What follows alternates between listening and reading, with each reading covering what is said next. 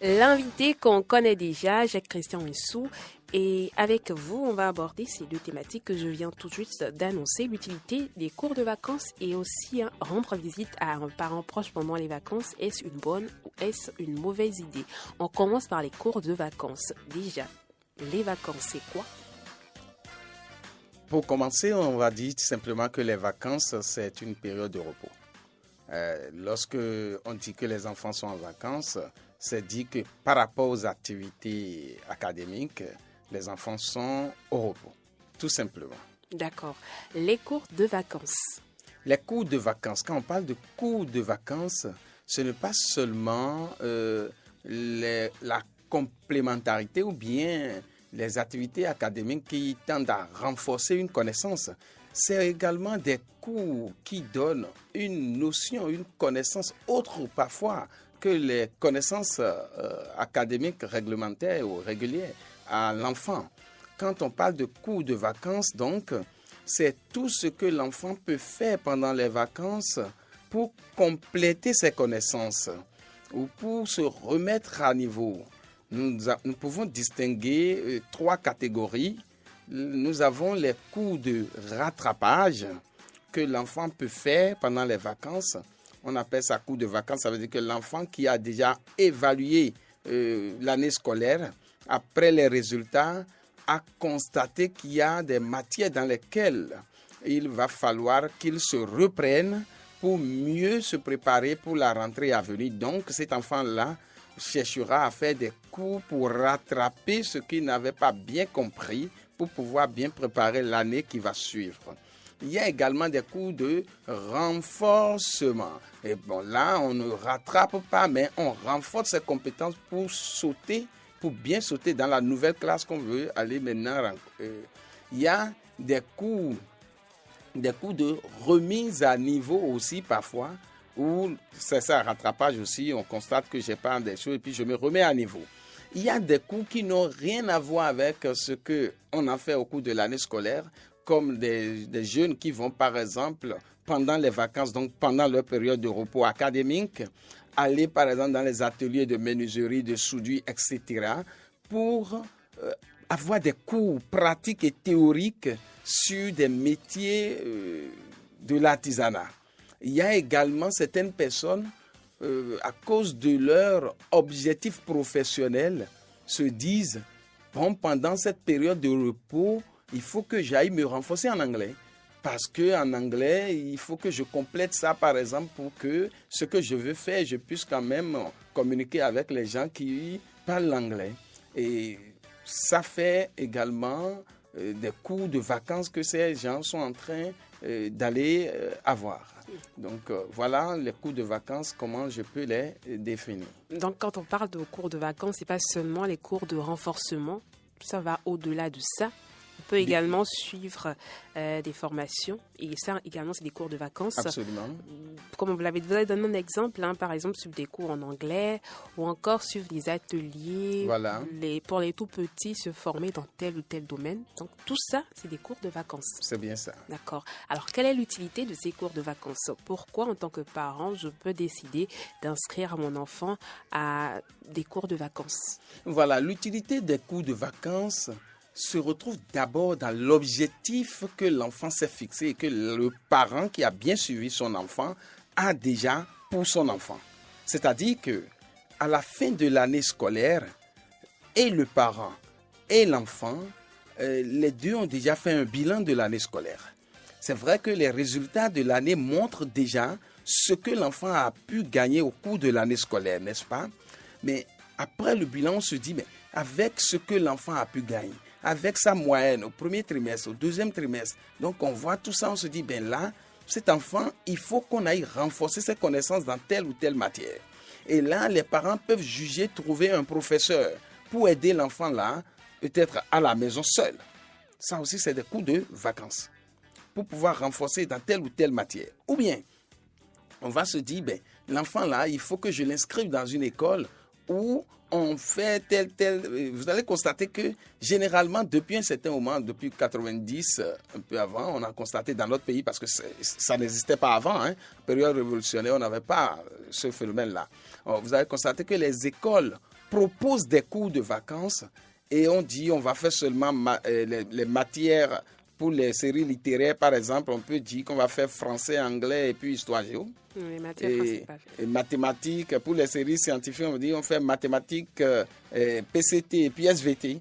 Et on choisit juste un certain nombre de matières pour permettre aux apprenants de renforcer leur niveau, de se mettre à niveau ou bien de se préparer mieux pour pouvoir aller dans la nouvelle classe à venir. Donc, l'objectif qu'on poursuit en envoyant l'apprenant à ces cours sont d'abord définis par le bilan de la fin de l'année scolaire. D'accord. Alors, vous l'avez dit, cours de vacances, c'est beaucoup, c'est pas seulement les cours de renforcement, c'est également inscrire son enfant à un atelier ou encore une formation, peut-être en anglais, vous avez donné un exemple. Est-ce que les parents peuvent décider, par exemple, d'inscrire tel enfant pour les cours de vacances si peut-être l'enfant n'a pas réellement besoin de ça? Est-ce qu'il faut inscrire l'enfant si l'enfant en a besoin ou est-ce qu'il faut l'inscrire parce que, c'est les vacances, donc du coup, l'enfant doit forcément s'occuper? Merci beaucoup. Vous allez constater que j'insiste beaucoup sur le bilan. Le bilan ne se fait pas seul par le parent. Le bilan se fait avec l'apprenant. Surtout si l'apprenant n'est pas un apprenant en phase d'opération formelle, c'est-à-dire au cours primaire. Si l'apprenant est déjà au cours secondaire, c'est plus facile. Si c'est les cours primaires, c'est le parent qui observe, c'est le parent qui décide, c'est le parent qui voit ce qu'il faut. Ce qui est d'ailleurs conseillé au cours primaire, ce n'est pas toujours nécessaire d'envoyer un enfant de cours primaire passer encore un mois avant de commencer les classes. On lui permet de bien se reposer normalement, et parce que c'est au plus 2 mois, parce que quand on donne les résultats, les enfants ont 2 mois ou 2 mois et demi pour se reposer, pour reprendre un peu. Donc, le mieux, c'est de laisser les enfants de moins de 10-12 ans se reposer et prendre de l'énergie, ou bien aller apprendre autre chose. C'est comme ces écoles qui organisent, par exemple, j'en ai rencontré, des tournées où on demande aux enfants de s'inscrire pour les cours de vacances, mais pas pour les activités académiques, pour aller dans les ateliers de menuiserie et autres, pour voir comment ça se fait. Et puis, dans la joie, les enfants touchent aux outils. Et tout ça, c'est des cours de vacances parce que le parent veut juste voir l'aptitude de l'enfant et comment l'enfant peut être stimulé en face de telle ou telle chose. On peut faire ça aux petits-enfants. Lorsque c'est des enfants qui ont déjà 12-13 ans, donc au collège, on discute avec ces enfants-là et on voit, c'est là où le bilan est beaucoup plus apprécié. On voit dans quelle matière il faut essayer d'aider cet enfant.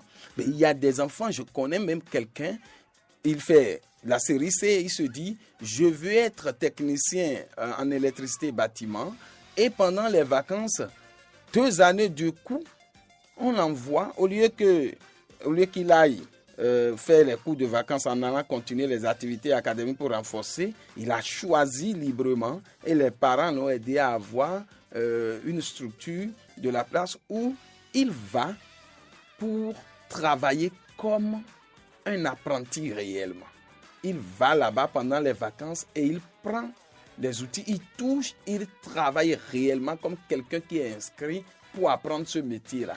Ça permet, l'objectif que le parent vise et l'enfant également, ça permet à l'enfant de voir si éventuellement ce travail qu'il voit comme passion et qu'il veut faire comme un travail demain, s'il finit ses études et il prend ce travail-là, comment il va pouvoir s'y prendre pour pouvoir mieux aider la société en participant à la production de richesses avec ce qu'il est en train de faire. Donc c'est pourquoi il est très important de faire le bilan. Si c'est un enfant qui est trop petit, c'est les parents qui font et qui voient là où ils peuvent envoyer l'enfant pour stimuler et observer. Si c'est un enfant qui est déjà au collège, on discute avec l'enfant et on voit là où on peut l'envoyer pour lui permettre d'avoir quelque chose en plus avant de commencer la nouvelle rentrée. Alors, certains enfants vous diront peut-être, toute l'année scolaire, on a travaillé et tout, les vacances, c'est pour se reposer. Pourquoi nous demander encore d'aller suivre des cours de renforcement ou encore des cours de vacances? Mais tous les enfants vont dire ça a priori, parce que quel est l'enfant qui spontanément va vouloir travailler? Si ce n'est l'accompagnement parental, si ce n'est le parent qui lui donne le goût du travail et le rythme de l'excellence, de la recherche de l'excellence et du travail bien fait. Donc tous les enfants, a priori, vont dire, bon, ça ne me plaît pas, je veux dormir, Non, pas je veux tous, regarder la télévision. Il y a des enfants qui ont hâte de sortir de la maison parce qu'ils sont fatigués de rester chez eux. Oui, s'il y a des activités attractives à la maison, tous les enfants vont vouloir rester. Évidemment. Mais s'il n'y a pas des activités qui attirent, l'enfant qui, tous les matins, cherche à s'accrocher, par exemple, à la télévision pour regarder ses dessins animés, si tu veux lui dire de quitter, il va regarder ce qu'il aime, et puis ce que tu lui demandes de faire, il va s'accrocher à ce qu'il aime. Donc, c'est le parent qui va pouvoir expliquer à l'enfant et va lui dire, attention, à l'école, il y a un temps pour ça, mais quand on dit vacances, c'est vaquer à d'autres choses en fait. C'est aller chercher à découvrir autre chose. Donc, pendant cette période, je voudrais que tu découvres telle chose. Je voudrais que tu ailles renforcer dans telle matière parce qu'au cours de l'année scolaire, tu as montré tes faiblesses dans telle ou telle matière. Alors, pour la rentrée à venir, il faut que tu ailles au cours de vacances pour pouvoir rattraper telle ou telle chose avant que la classe ne commence. Sinon, lorsque la classe va commencer, tu auras des difficultés pour rattraper tes camarades qui ont eu 17 de moyenne, qui ont eu 16 de moyenne. Donc, il faut que tu te remettes à niveau. Donc, c'est le parent qui met dans le bain et qui explique, qui accompagne vers les vacances réussies. Alors, la particularité des cours de vacances, encore des cours de renforcement, parce que vous nous avez expliqué tout à l'heure que cours de vacances, ça regroupe beaucoup de choses. C'est pas seulement les cours les cours de renforcement à l'école, ça va au-delà de ça. Bon, parlons des cours de renforcement. Certains apprenants ou certains parents, les parents peut-être, peuvent se demander si peut-être on inscrit l'enfant à ces cours-là. Et que peut-être, parce que ces cours se passent uniquement en matinée, c'est ça C'est bien ça. Uniquement en matinée. Est-ce que c'est profitable, l'enfant qui va uniquement les matins et après il revient, dans la soirée, il se repose? Est-ce que c'est une stratégie pour permettre à l'enfant de se reposer? C'est-à-dire le matin, il va travailler, le soir, il se repose? Ou est-ce que c'est parce qu'il n'y a pas beaucoup de choses à faire, un peu comme pendant l'année scolaire? Vous voyez, comme je l'ai dit tout à l'heure, les cours de vacances se fondent sur les objectifs qu'on veut atteindre. Et demander à l'enfant d'aller juste dans la matinée, ce n'est pas le calcul de l'heure que l'enfant fera là-bas qui compte. C'est ce que l'enfant veut aller gagner là-bas qui compte. Voilà pourquoi on vise beaucoup plus le renforcement de la capacité de l'enfant en le stimulant ou en la stimulant pour qu'il ou elle aille à ses cours de vacances. Et si vous faites très attention, il y a même des établissements qui font demi-journée de manière réglementaire. Donc, il n'y a pas trop de différence entre les cours de vacances et les cours et les activités académiques réglementaires. Donc, il faut se dire que la période de vacances n'est pas une période où on doit dormir, manger et regarder la télé, rester à la maison. Il faut bouger, il faut vaquer à autre chose, il faut aller faire une autre découverte, il faut aller chercher à comprendre autre chose que ce qu'on a donné en classe. Alors, pour faire autre découverte, si tu as des lacunes, si l'enfant a des difficultés, c'est le moment, puisqu'on a dit moment de repos, il n'y a pas de pression, c'est le moment de se préparer pour mieux faire l'année prochaine. Si l'enfant n'a pas de difficultés avérées, c'est le moment d'aller faire la découverte d'autres choses. C'est le moment d'aller toucher ses passions éventuelles. Et j'ai donné l'exemple de celui qui est allé faire l'électricité bâtiment. Il y en a d'autres, ils font la coiffure, par exemple. C'est le moment de toucher à vos passions. Et arriver là-bas, si on vous donne des cours, des théories et des pratiques, vous prenez également dans les vacances ces cours-là aussi. Et ça va vous aider à stimuler vos passions, à les comparer avec ce que vous envisagez faire demain. Et tout ceci vous donne des aptitudes professionnelles. Ainsi, lorsque vous aurez des notions académiques, des informations livresques, vous allez pouvoir les convertir dans des compétences le plus facilement possible. Voilà pourquoi les cours de vacances sont très utiles pour un apprenant et surtout pour un enfant qu'on veut conduire vers l'excellence et vers un producteur de richesse sociale.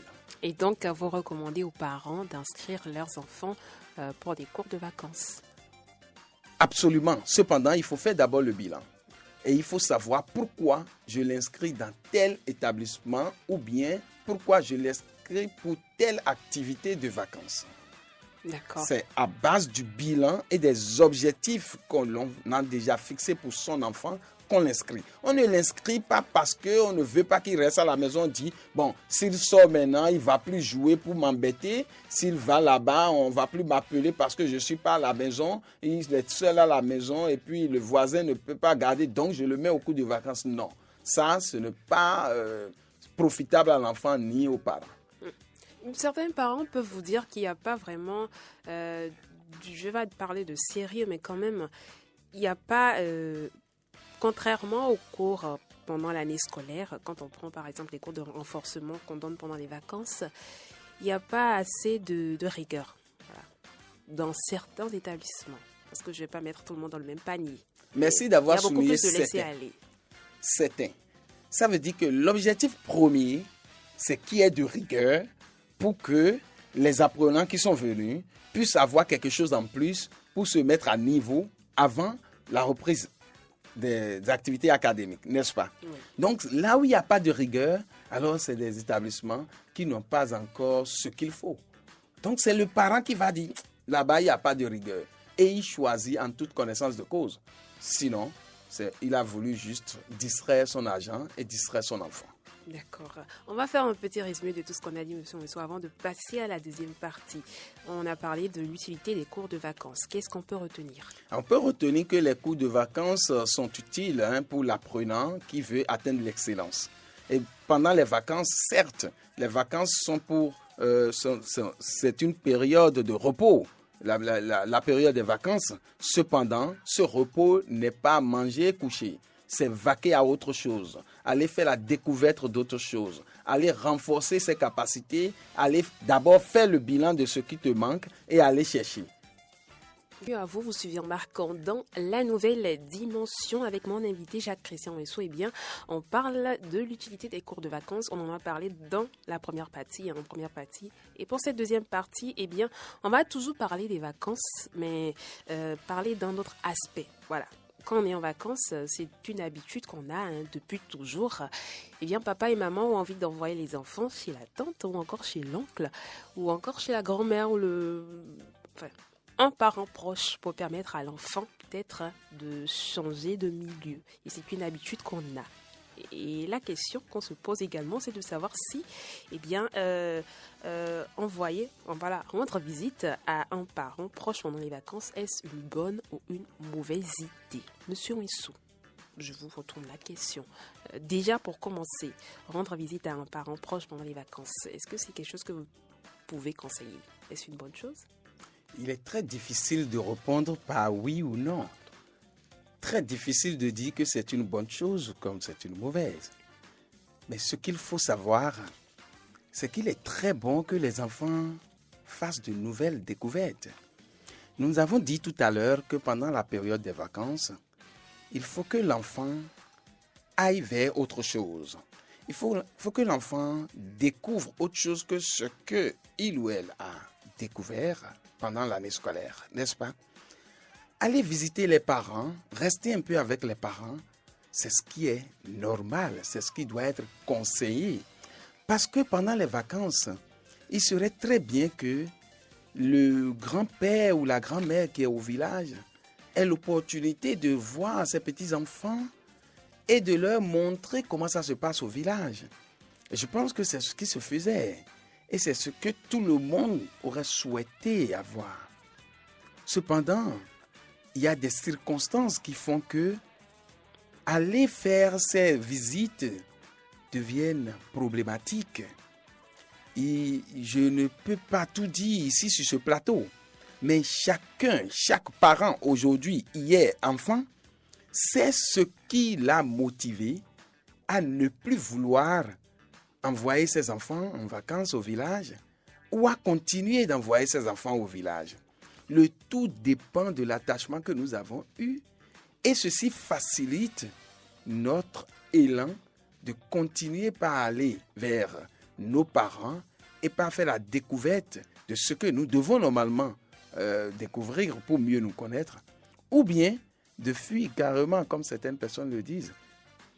Alors, peut-être, vous êtes parent, vous êtes dans le cas où c'est vous qui recevez ces enfants-là, ou encore dans l'autre cas, c'est vous qui envoyez vos enfants.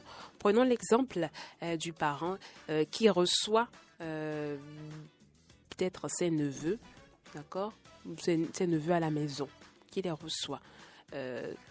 Comment il peut essayer comment peut-il, qu'est-ce qu'il doit faire pour permettre à ses enfants de se retrouver dans de bonnes conditions, qu'ils aient l'impression d'être un peu comme si c'était chez eux, à la maison de l'autre côté là-bas.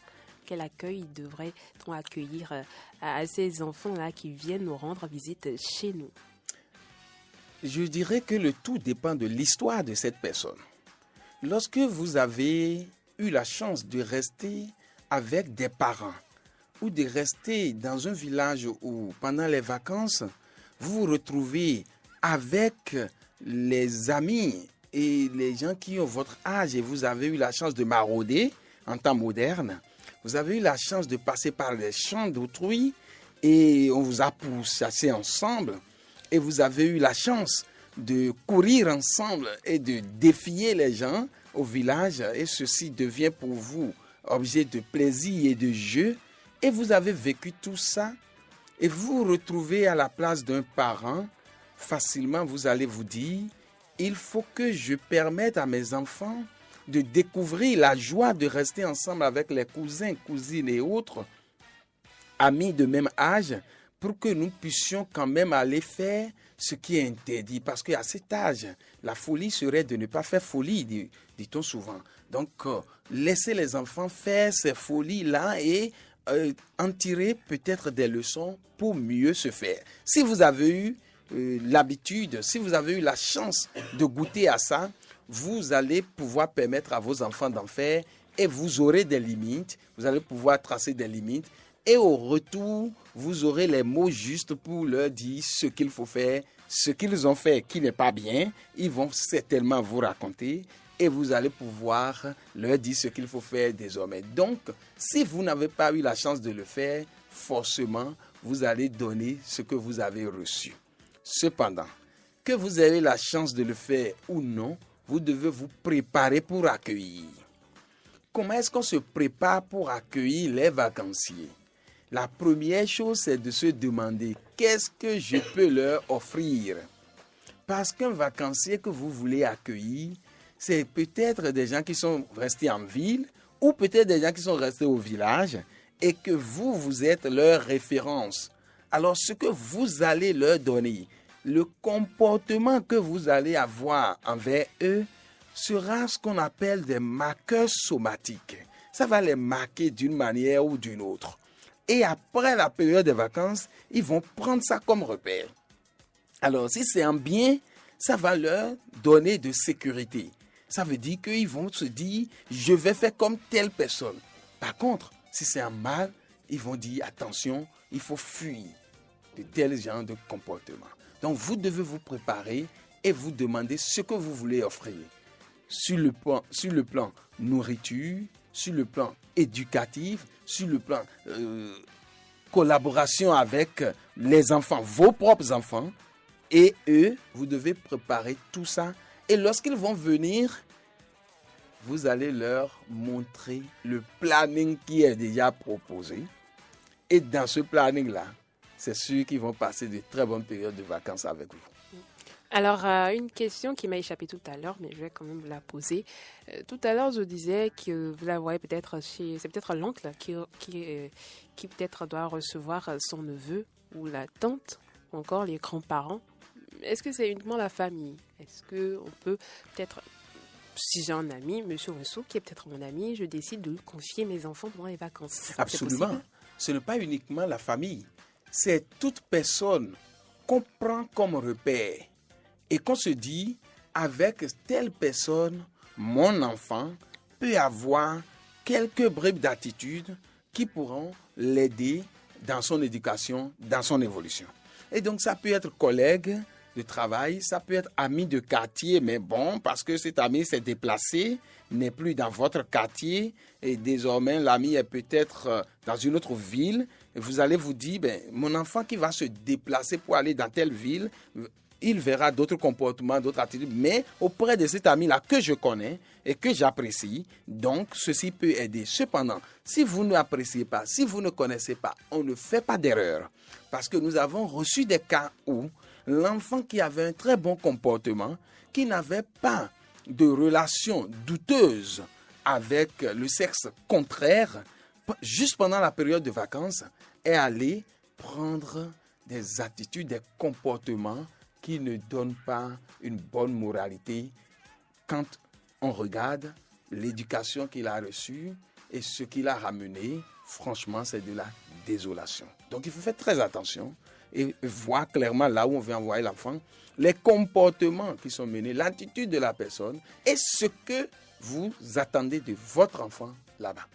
Quand vous envoyez vos enfants chez un parent, l'idéal, c'est de leur permettre de rester dans les mêmes conditions, enfin, ce à quoi ils sont habitués quand ils sont avec vous, n'est-ce pas? Pas forcément. Il faut prendre des dispositions pour ça. Pas forcément. Ah, d'accord. Pas forcément, parce que vous envoyez votre enfant chez une tierce personne. L'idéal, c'est de permettre à l'enfant de s'acclimater autrement que ce qu'il a l'habitude d'avoir chez vous. Okay. Donc, vous n'avez pas besoin de lui dire, voilà, tu vas te coucher comme ça. Hein. Non, parce que tout ça là, fait partie de la formation.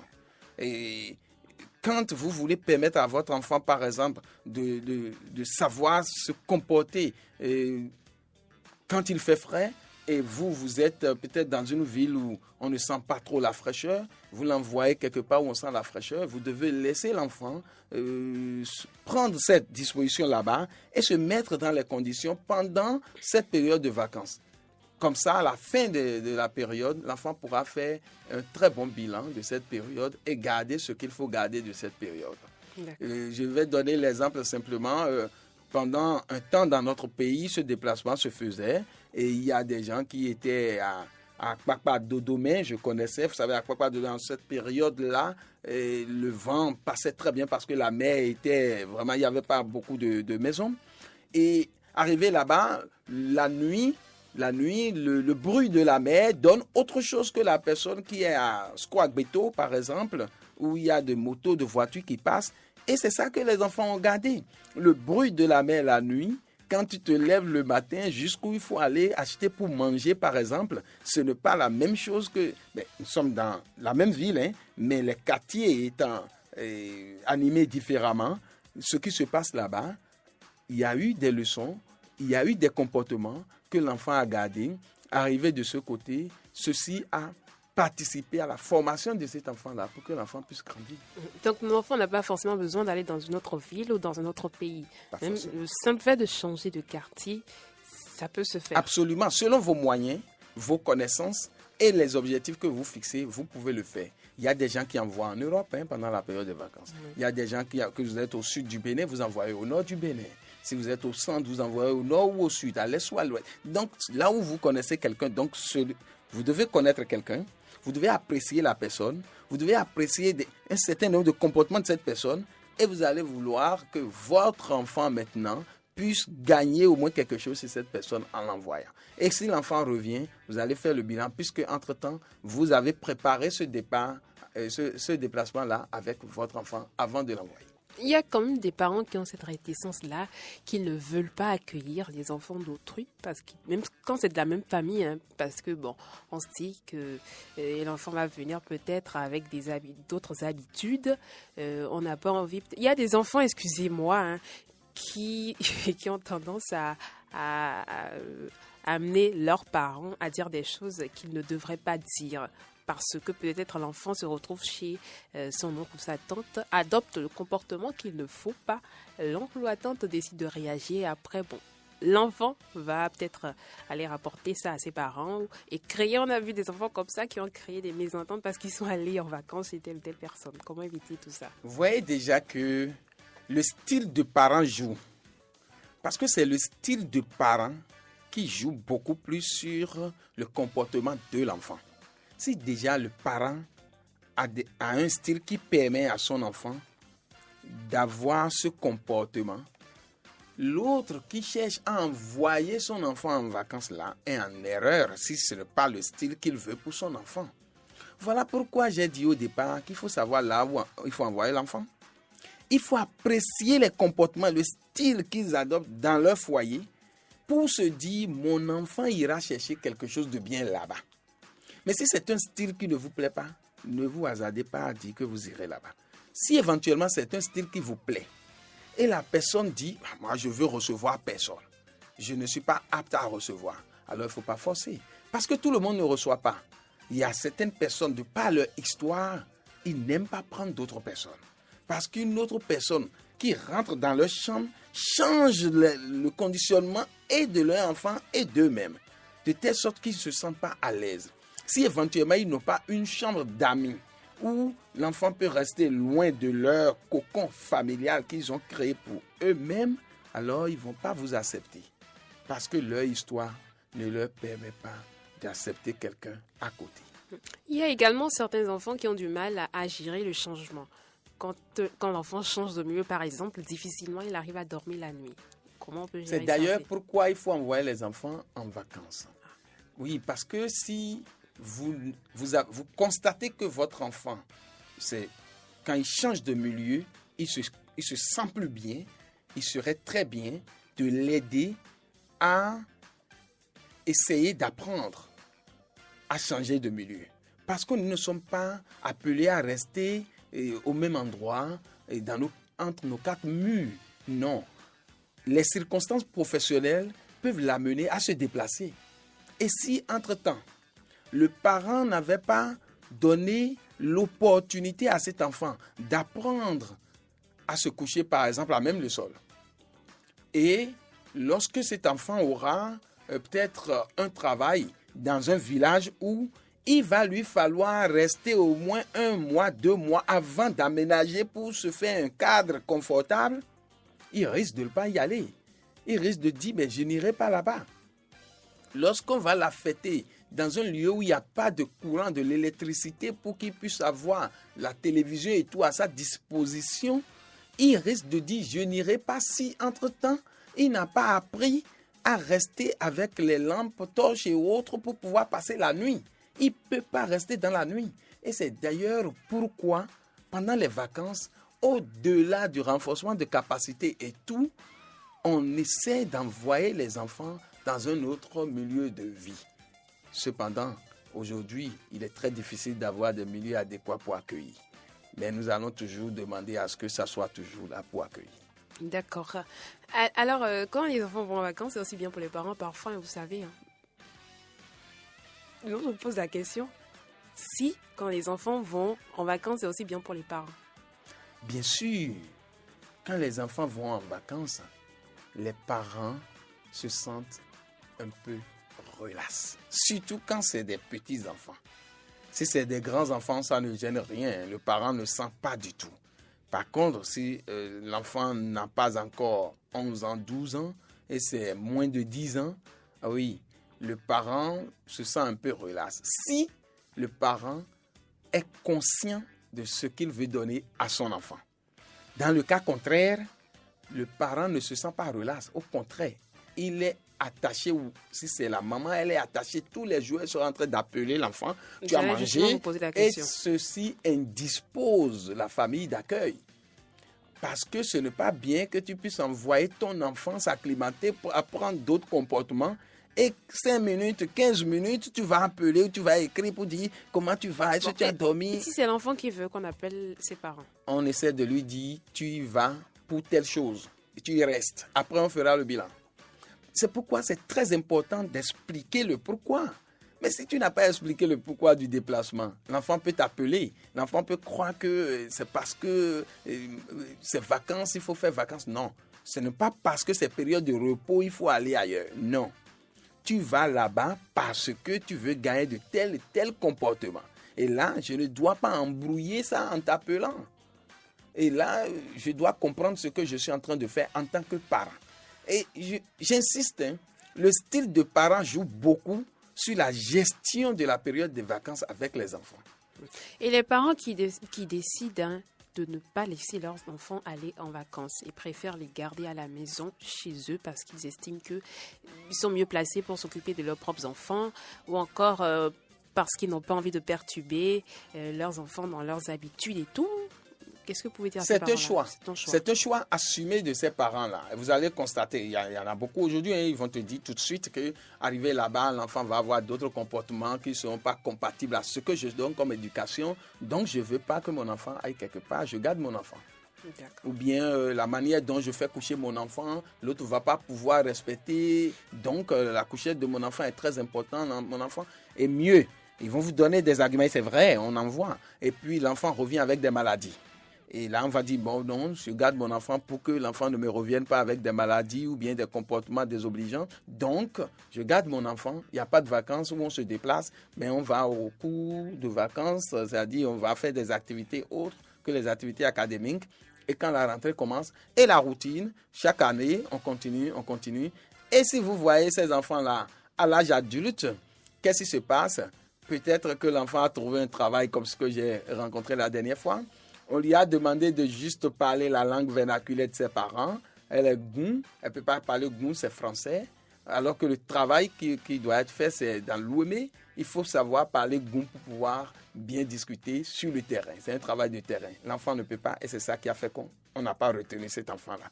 Ça veut dire que se déplacer pour aller dans son village, aller chez l'autre, permet également d'apprendre la langue du pays et de se dire je suis de tel pays, je suis de telle zone et je peux parler ma langue. Et lorsque j'aurai le travail après, quand on me parle français, je peux parler français. Quand on me parle la langue de mon village, je vais pouvoir parler la langue de mon village.